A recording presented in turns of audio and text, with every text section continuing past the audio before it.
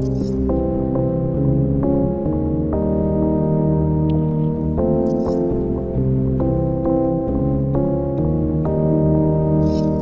when Korg introduced the Minilogue in 2016, it was a bit of a game changer. It's a true analog poly synth for around $500, and frankly, there just wasn't that much else there like it on the market. And even 3 years later, it's still one of the best bang for your buck analog synths out there. But the market is moving fast, and Korg isn't about to let the competition lap it.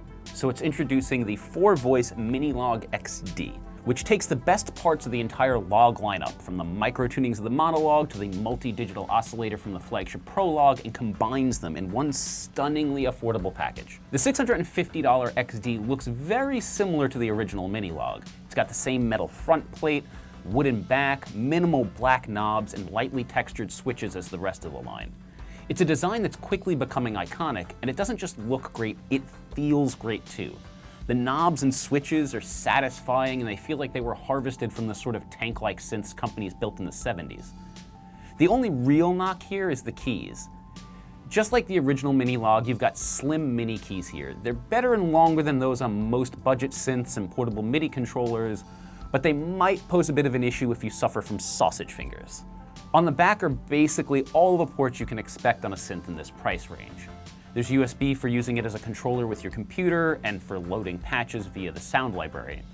MIDI in and out, but no MIDI through. Analog sync in and out for hooking up Volcas, pocket operators, etc. A headphone jack, stereo line out, and 2 CV in jacks.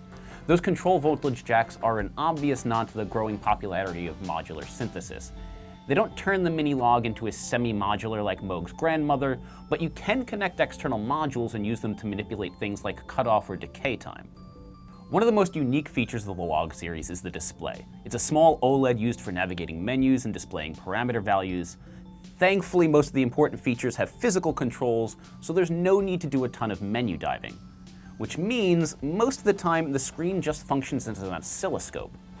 This lets you actually see the way all the knobs and switches are changing the sound wave. If you're new to synthesizers, it's actually a pretty great teaching aid and gives a visual representation of abstract concepts like wave shape and resonance. But enough talking, let's make some noise.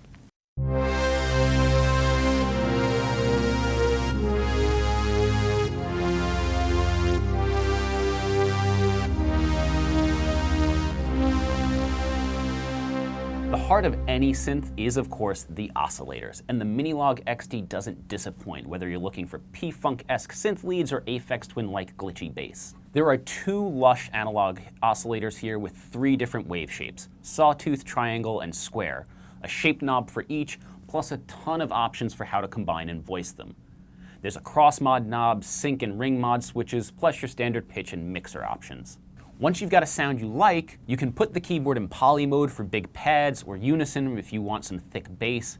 Chord mode plays a full chord for every key press, and the arpeggiator has 13 different modes, including random and manual, but no true programmability.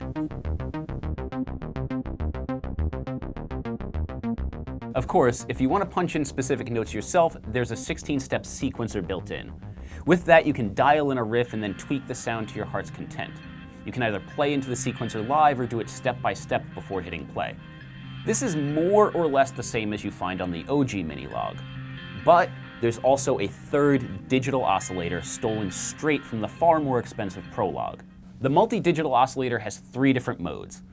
It can be a noise generator that lends a subtle, crackly vintage feel to pads, or used on its own to make surprisingly solid snare sounds.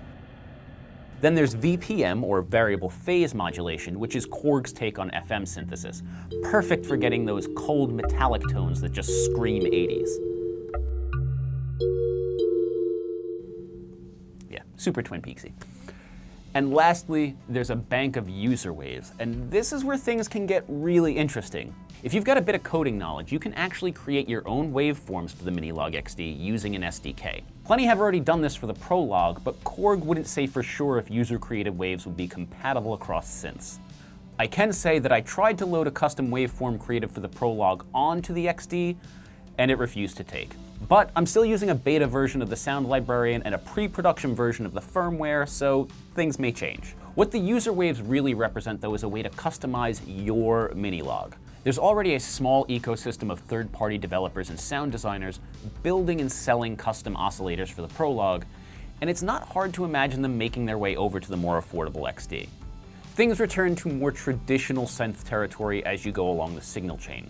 The filter on the XD is completely new, but voiced to sound similar to the two-pole version on the Prologue.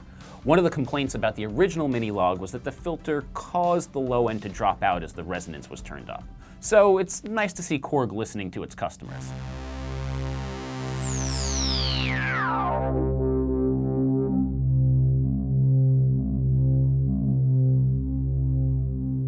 Then you've got your standard attack, decay, sustain, and release controls for dialing everything from slowly evolving pads to plucky bass hits, and an LFO for adding some movement to your sounds.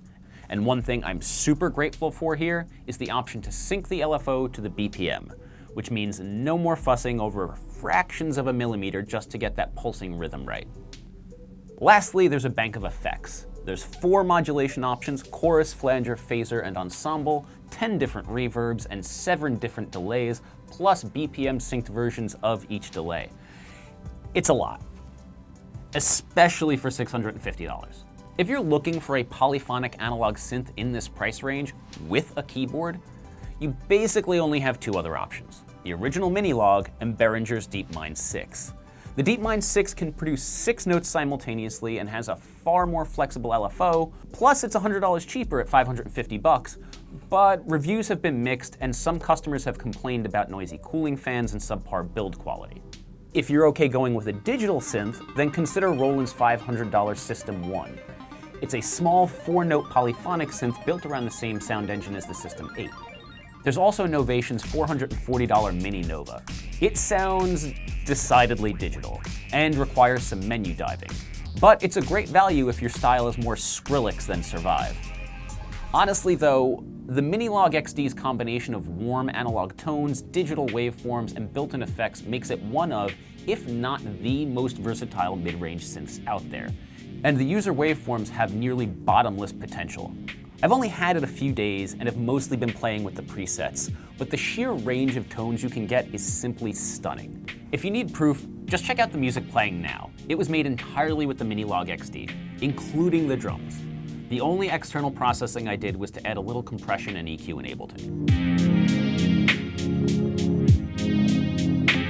Korg has landed on some sort of magic formula that many of its competitors simply haven't figured out yet.